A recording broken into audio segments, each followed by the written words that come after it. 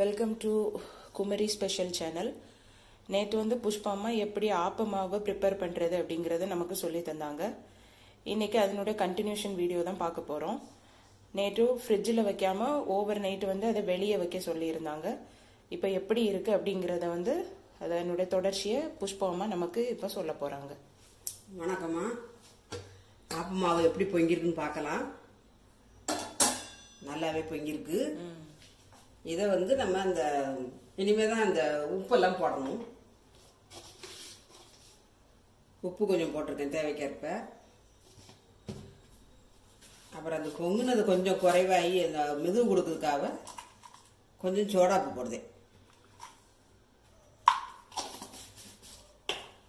இது உடனே சுடலாமா அல்லது கொஞ்சம் நேரத்துக்கு அப்புறம் தான் சுடணுமா? அப்போ 1 ஹவர் ஆகணும். எல்லாமே எல்லாம் கலந்து வச்சுட்டு 1 மணி நேரம் நின்று சுட்டோம்னா அப்போ மாவு சுவையாக இருக்கும். அப்போ நல்லா முறுமுறுன்னு நல்லா சுவையாக இருக்கும். இதை கரைக்கும் போது அப்படியே கொஞ்சம் மேலாக்க பொங்கி வரும். அந்த நேரம் அப்படியே கிண்டிக்கிட்டே இருக்கணும்.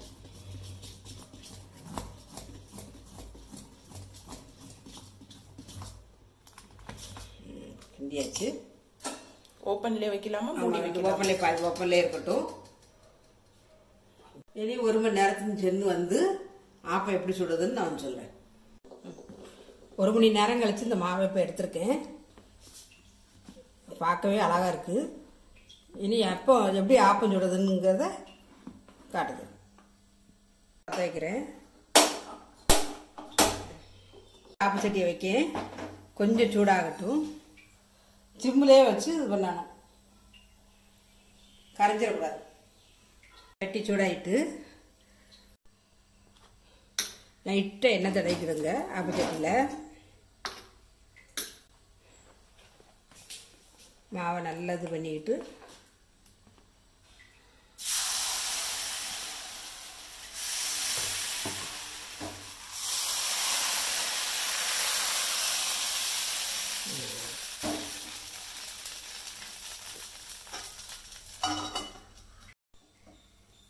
ஒன்றை வெந்திருக்கான்னு பார்த்துக்கிடணும்.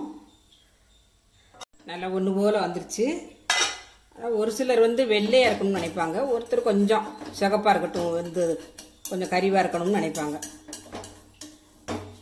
உங்களுக்கு எந்த மாதிரி பிடிக்குதோ அந்த பதத்தில் எடுங்க. சுவையான ஆப்பம் ரெடி. முறுமுறுன்னு. உங்களுக்கு தேவையானது குருமாவோ தேங்காய் பாலோ சட்னியோ சிக்கனோ மட்டனோ எது வேணாலும் வச்சு சாப்பிடலாம். நீங்களே வீட்டில் ட்ரை பண்ணி பார்த்துட்டு எப்படி இருக்குன்னு சொல்லுங்கள். நன்றி, வணக்கம்.